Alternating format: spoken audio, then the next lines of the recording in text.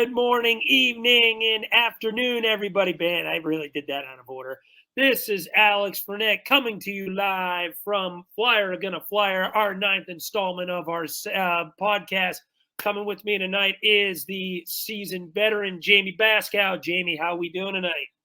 Good job, man. I'm doing pretty good. Aloha, mahalo. It's so dark over there right now. Everything is right around the corner here. So I'm doing pretty damn good. Close. Looks a little dark in the background there right now, huh? Always is, man. Always is. Kids, man, you got to go to a hibernating cave to get away. You know how it is. I hear you there. I absolutely hear you there. I don't have kids, but my significant other has nieces, and it's pretty similar in that retrospect of things. But with that being said, let's move on. We got another fantastic show for you tonight. This one's going to be a little bit shorter than usual. So as stated in our last episode, we are going into a weekly segment starting this week. And because of that, there's no more weeks off. It's every week, Flyer Gonna Flyer, every Saturday, giving you new stuff to talk about. And we're going to go right into it, starting off with a big news draw from Anthony DeMarco earlier. I believe it was a couple of days ago. Maybe it was yesterday. I'm not 100% sure. But yesterday. He dropped a news dump yesterday stating that the Flyers are not expecting Alexei Kolosov at camp and are proceeding with such assumptions. This was alluded in Kurt's article. However, the Flyers are still not open to a loan. That being said, Jamey, I'm going to leave this off with you. What is your take on this? Because you've been pretty adamant on this, stating that you don't believe that this is going to really lead to much, and you think that Kolosov is going to appear at camp. Now it seems like there's another speed bump in the road. So let me hear your thoughts. Well, they have until Wednesday. Players have to report by Wednesday for rookie camp, although the majority of the rookies are here, with the exception for CHL players like Oliver Bonk, Jet Luchenko, and Denver Barkey. They're all going to arrive anywhere from tomorrow to Monday. Monday for Barkey, Bonk's probably Monday as well. They're probably traveling together. Luchenko, he should be arriving probably, hopefully tomorrow, maybe by Monday. But the majority of the rookies have already reported. But Kolosov does have until Wednesday to report. Is it looking glim? Sure. Doesn't mean that he isn't coming yet, though. Why I say that is because the Dynamo Minsk just signed a goaltender yesterday to a deal. So now they are carrying 3 goaltenders. So with that being said, KHL contracts, they like to adhere to what an NHL contract is. Both leagues like to respect each other's, respective leagues. That's what happened with Ivan Fedotov. Ivan Fedotov reached the point where he couldn't play no more because CSKA just kept getting sanction after sanction after sanction. And now they're heavily involved with sanctions, due to what they were doing with Fedotov last year, because he had to report. They had to relinquish his rights by December 17th last year, if I'm not mistaken. And if they didn't, then they would face with sanction after sanction for playing him. They played him. They actually played him in a few games. So they definitely got heavily sanctioned from their president there. Again, they like to respect both leagues. He was under contract in Philadelphia. Their season ended, and that's when Ivan, came over. Their season ended in February. He came to Philly. He wanted to just play hockey. And I think that the same thing is finally probably going to happen to Kolosov. I think he's probably going to realize Philly doesn't want to loan him. He doesn't want to be loaned. Not that he doesn't want to be loaned. Philadelphia, Danny Briere, is very adamant about loaning Alexei Kolosov for another season to not only the Mints, but anybody in the KHL, for that matter. And I don't blame him because he's still under contract with Philly. So now they're at a standstill. Does he play or doesn't? Is he going to be a holdout like some NFL players? Possibly he could be, just to see if, the Flyers are going to budge or not. The Flyers will not budge at all. If they didn't loan him by now, they won't loan him at all. So they're not budging. Alexei Kolosov's camp maybe isn't budging, but he has until Wednesday to report. So yes, I understand.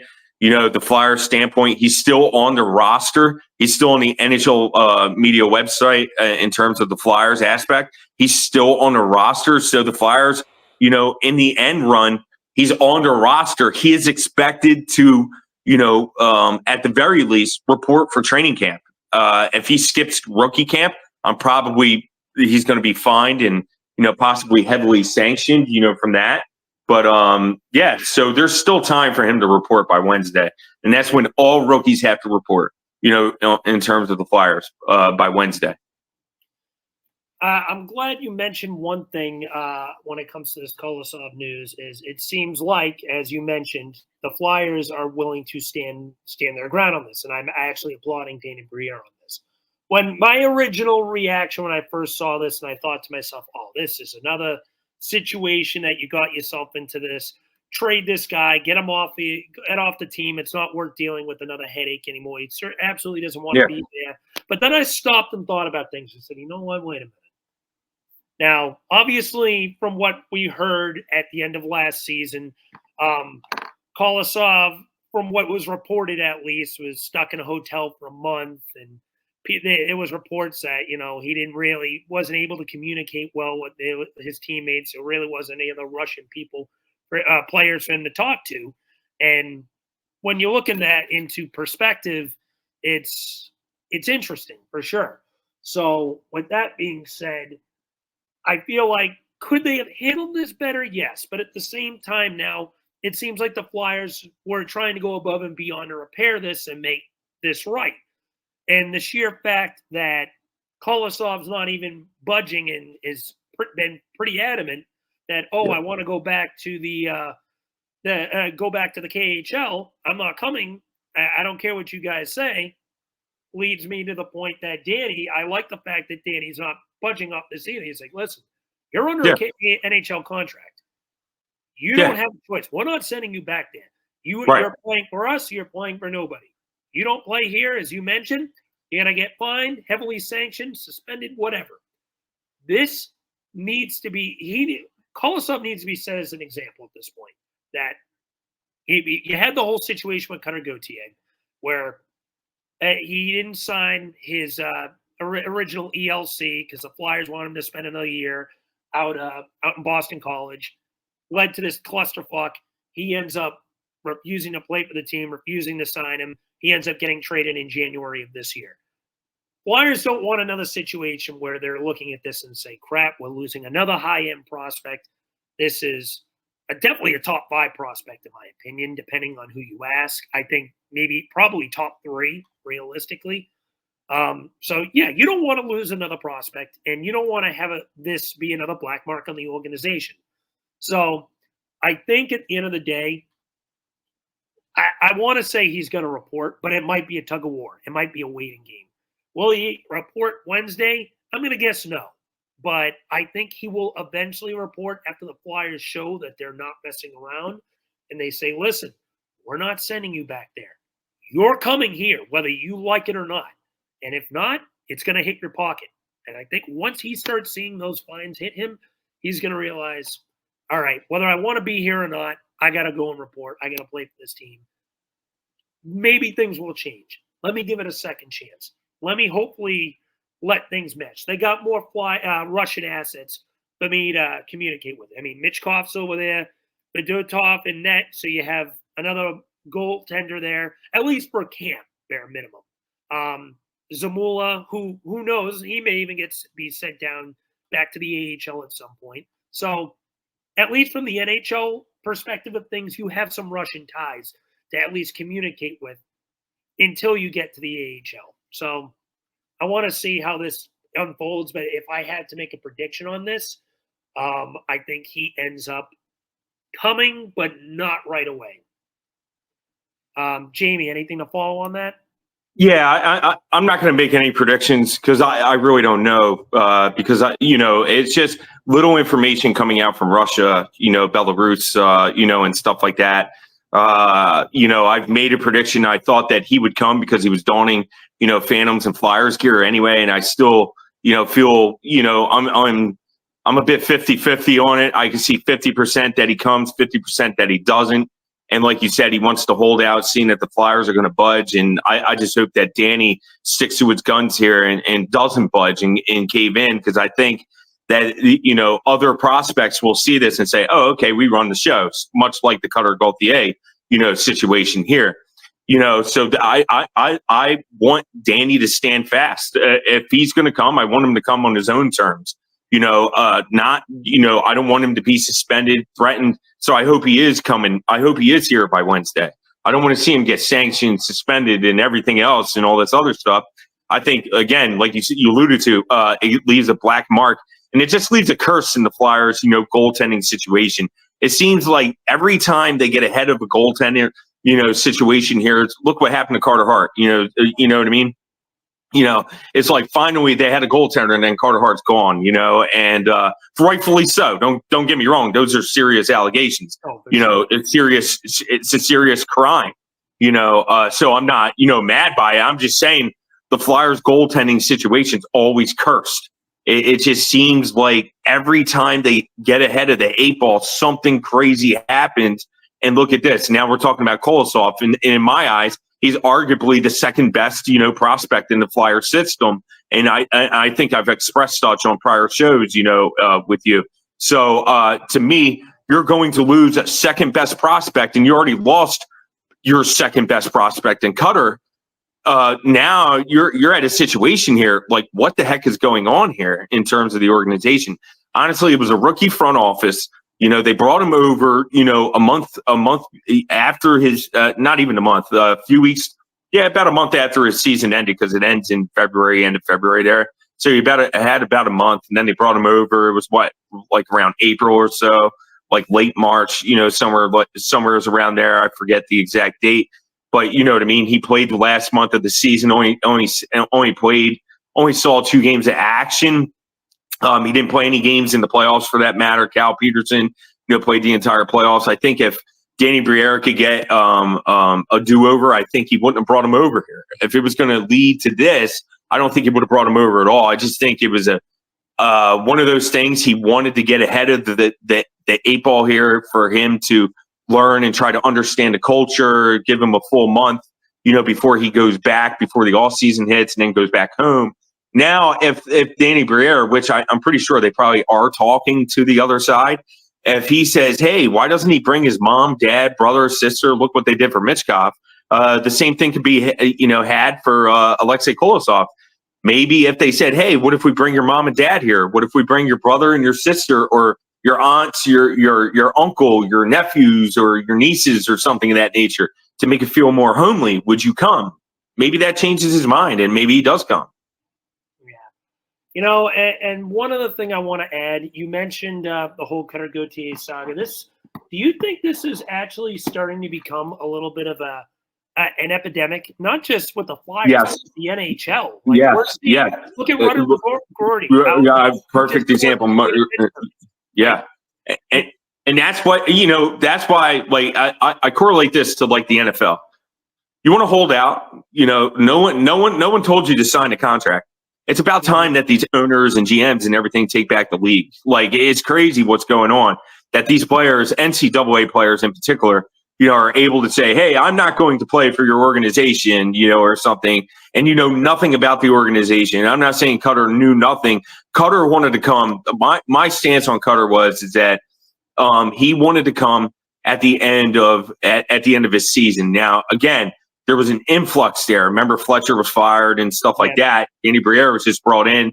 Keith Jones, the whole front office was revamped. So they're like, hey, this is a rebuild. Why are we going to bring him here during a rebuild? There's not. I think he got a sour taste in his mouth because they said, hey, you're going back to school for another, going back for another year. We're not going to ELC you.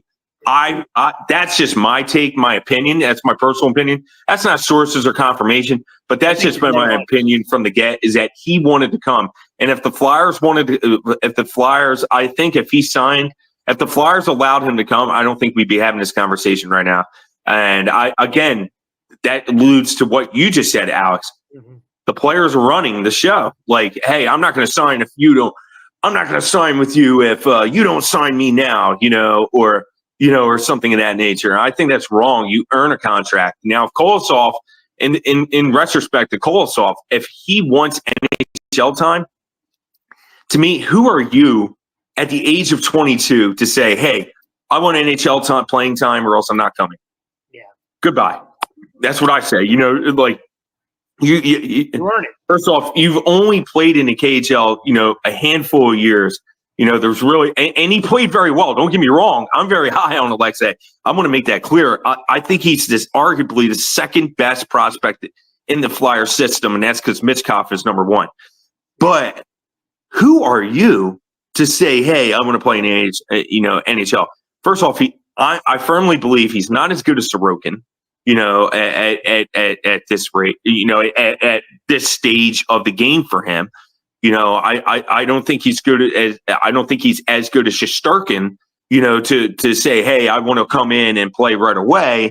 That's just my personal opinion. Again, that's just my personal opinion. That's what I want to say. But, he has no right to say, I want to play in the NHL or else I'm not coming at all. Yeah. I'm not going to the AHL. This isn't a Matvei Michkov. He's not a generational talent. No. Or he could be a generational talent. I don't think Alexei is that. He's a very good goaltender, don't get me wrong, but I don't think he's generational either. I don't but that's just my take on it. I want to add one thing to follow up with this. Do you think he had I think he did, but I want to ask you on this as well. Do you think he had general awareness of Fedotov coming over here and getting signed to that contract before he came over here? Because I look at this situation and thought, okay, Fedotov's here. He got signed. Urson's already signed for 2 years. Maybe I wonder if he thought to himself, crap, I don't have a path, but the minimum of 2 years to get to the NHL because they already got their top two goalies. I wonder. I don't know. This is all speculation. I have nothing to back this. This is just me spitballing thinking of things. But I wonder if he looked at the situation when Fedotov came over and he thought, oh, okay, so they already got their two goalies. Why do they need me? Now, I mean, obviously, it could be a mixture of things between something to do maybe with that. I don't think so. I don't think so because you remember the situation with Samuel Ersson? Remember Felix Sandstrom was tabbed as, Carter Hart's backup or potential backup, right?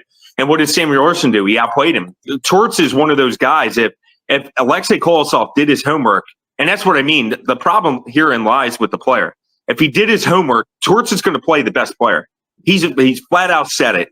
Just because Matvei Michkov is who he is, he's a mad Russian, and just because his talent, if he doesn't think that Michkov, can play in the top six, or something of that nature, that's probably where he's going to play. But let's just say, if he doesn't, I wouldn't be surprised if, maybe I'm not saying he will, but, I wouldn't be surprised to see what Torts does, in terms of Michkov, in terms of handling that situation. But Torts is a fair coach in that retrospect. He's going to play the best player, that he thinks gives him the best opportunity to win. If he outplays Ivan, during, training camp, Torts has made it clear he will put, possibly Alexei tab him as the backup. The only reason that Fedotov is tabbed as a backup right now is because he's an overager. He's 27 compared to 22. He has more life in the KHL as opposed to Alexei. Alexei's just getting started, in the KHL. He's only played there a handful of years, whereas Ivan has played there many, many years, and then, the situation happened with him in the military and stuff. Yeah. And, Torts is going to play the best player, and he's made that clear. So no, I could see the angle that some take with that, but I personally, no, if you're confident in your game, you're going to come over and you're going to play to the best advantage. I just think that he got homesick. I think he legit is homesick. I think that's, arguably the biggest problem. But if the Flyers can handle that with bringing, his mom, his dad, his brother, his sister, his aunt, his uncles, his nieces or nephews, maybe that changes. Yeah, I definitely think it has something to do with the homesickness for sure. There's definitely, at the bare minimum, partially on to do with that. I think if I had to put again, spitballing, but if I had to put a guesstimation, I think it's just a mixture of things between being homesick, not really having many Russian guys here, me just throwing out the path as a possibility, as you mentioned, Fedotov being 27. maybe he had the thought process of, oh, I'm going to go with the old goat. Yeah.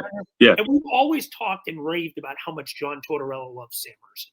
He has fallen in love with this guy. The organization has been stupid high on him. I know he didn't see much of it in the second half, but he got thrown into a situation that he was not prepared for because he was expected to be a 1B goalie that got maybe 30, 35 starts for the year most. He got thrown into a situation where he ended up going from that to getting 80% of the starts, and you're like, oh, crap, now I'm thrown into this. I don't know, especially as a rookie at that. So I still think the team sees highly in Ersson.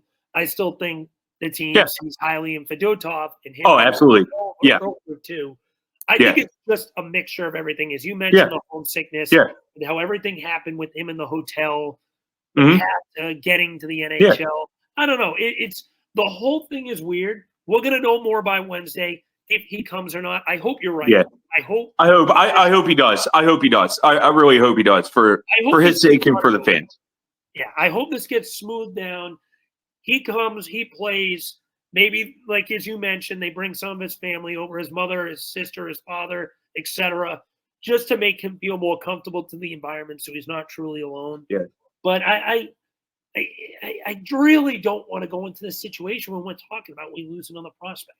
And this is a black eye for the organization, Alex. This would be a very big black eye. This is a definite, to me, this is the big thing. Wow. They've lost 2 top prospects in less than a calendar year.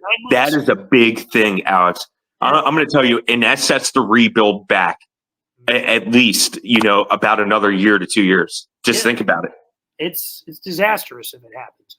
Listen, I don't blame Danny. I don't either. But this, I don't blame Danny either because it was kind of like a curveball to him. But he could have handled it differently for sure. I don't know if blame would be the word for him, but the path he chose was the wrong path, leading up into this instance. So if he could do a do-over, if he could do a do-over, my guess is that he wouldn't have brought him over here. That last month, he would have just let him play out and just let him be at home. That's just my personal opinion. I don't blame Danny at all. I don't blame the Flyers, but it is a black eye. It's very concerning because if he doesn't report, that's arguably two top 5 prospects within their system, and you can't lose that at this stage. That sets your rebuild back at least a year to 2 years. All right. Speaking of prospects, with that being said, rookie camp is coming up, Jamey. Yeah. We've got a lot of exciting names coming in. Yeah. Why don't we transition over to that for the guys who definitely will be here? So obviously we have our Lord and Savior, Matvei Michkov, already here. Signing autographs today, too, over at a Pennsylvania mall. That was pretty cool. But good report on that, by the way, Jamey. You were one of the first ones on that. Yeah, I love it, man. Matvei, fans want to know his every move, and I think they should. I'm going to try. Let's see if I get the Voorhees tomorrow. Maybe make an appearance to see if I could get him on the ice. Catch him on the ice or whatever. But it's going to be interesting. There are a few names I would suggest, to look out for. To me, I'm looking for Hunter McDonald. I'm looking for Emil Andre because they more than likely will be on the rookie camp roster because they're going to be battling in training camp. Yeah, those 2 in particular, Emil and Hunter are going to vie for that 6th defensive position there. Obviously, Igor Zamula won't be there because he's graduated from the rookie schedule. He's on the permanent roster. So he won't be there, but he's also going to be vying for that 6th, defensive position there. So to me, the 2 I'm really looking forward to are Emil and Hunter because they're going to be battling, when training camp comes. All players have to report by September 18th for training camp. The first on-ice session is September 19th, and that's the gauntlet, skating, with their actual first on-ice session being September 20th.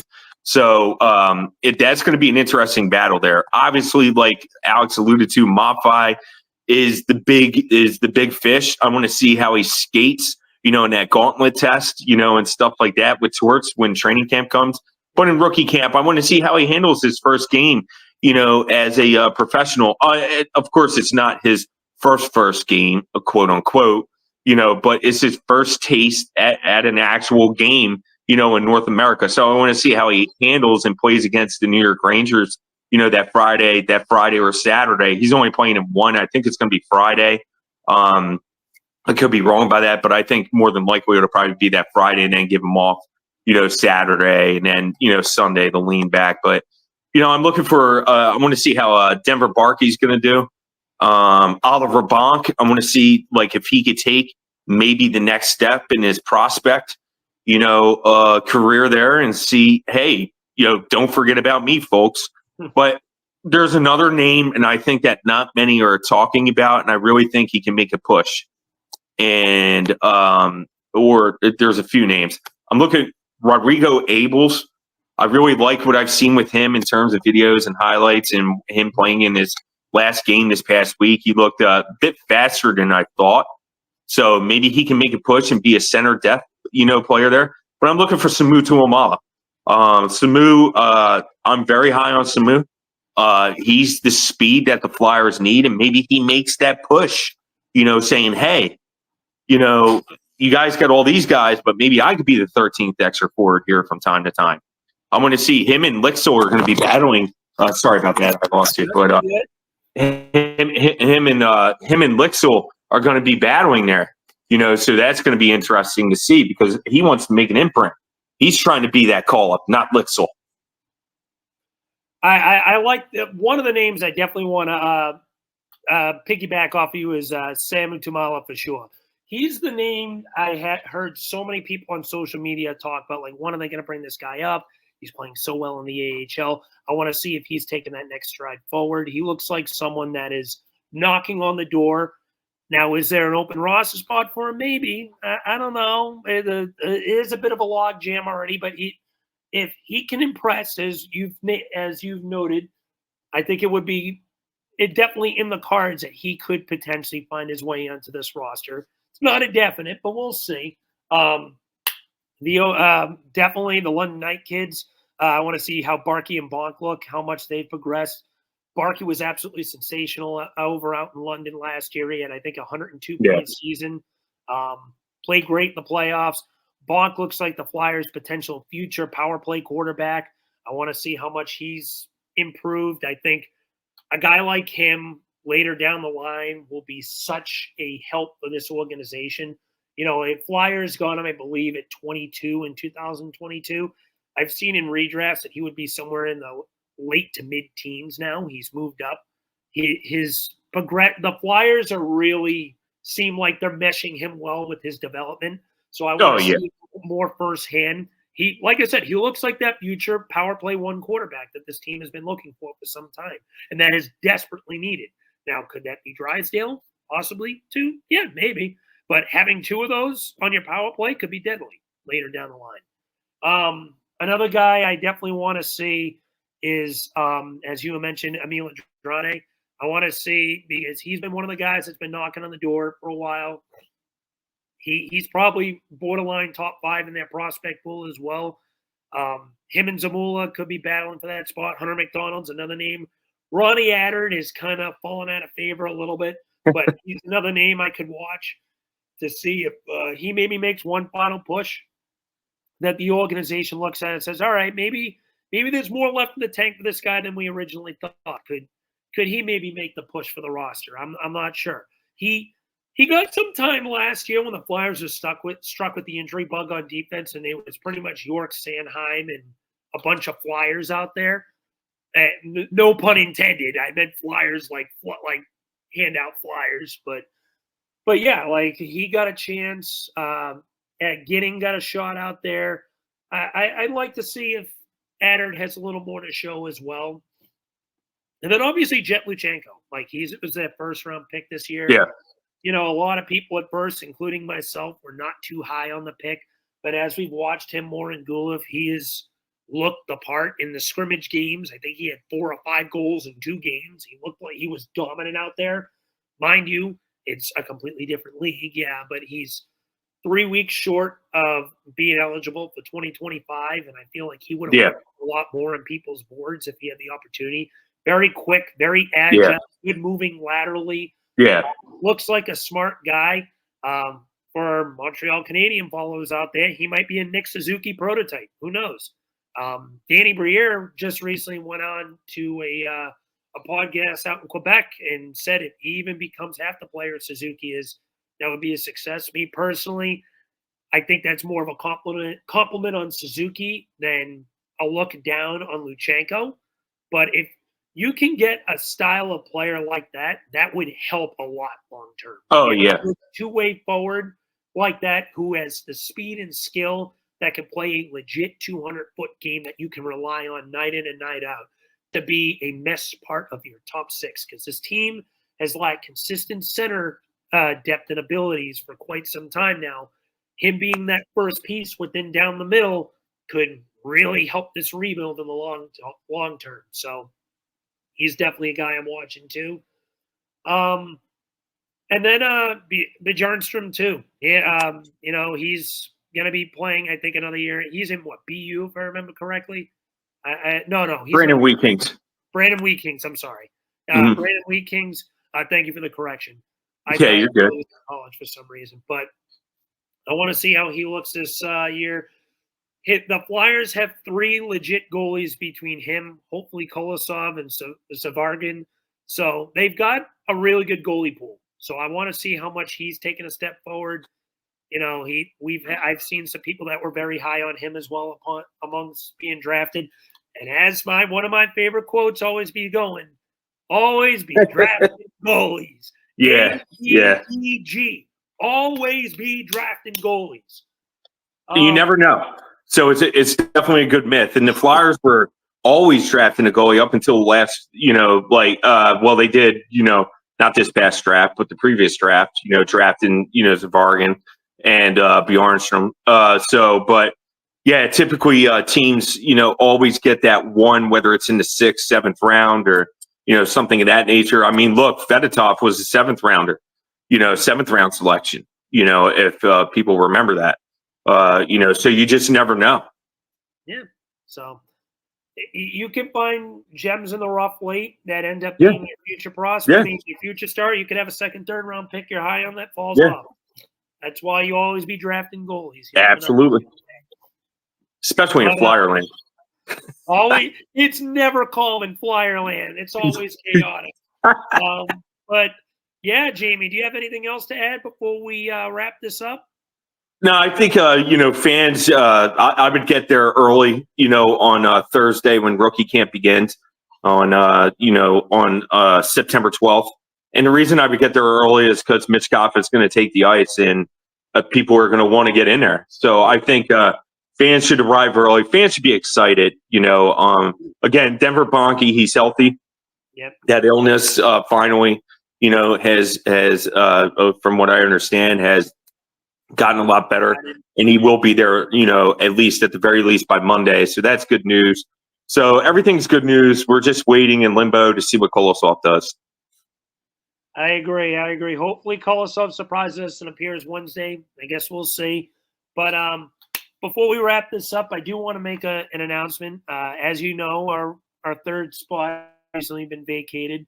We're not going to talk about the reasoning as to why, but I do want to make an announcement that these next 3 weeks, we will be having guests on with me and Jamey to see who is going to be our future 3rd and maybe even 4th if everything goes smoothly, but at least our future 3rd co-host for Flyer Gonna Flyer.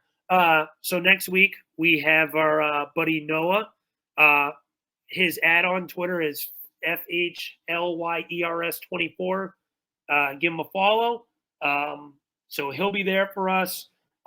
Then 2 weeks from now on the 21st, we have our buddy Filibuster. His @ on Twitter is @FHILABUSTR10. And then last but not least, on the 28th, we have a buddy of Jamey's, actually, Isaiah from the O&B podcast. He's going to be guest hosting with us as well. Give the O&B podcast a follow as well. Fantastic work they do over there. Jamey has some connections over there as well. Their ad is OANDB Puck. Again, it is OANDB Puck. So we look forward to having 3 guests. We're going to see how everything goes, and we'll make an announcement further down the road. But with all that being said, that'll do it for us this week. We thank you all for tuning in. It's never boring in Flyer land, as me and Jamey say. No.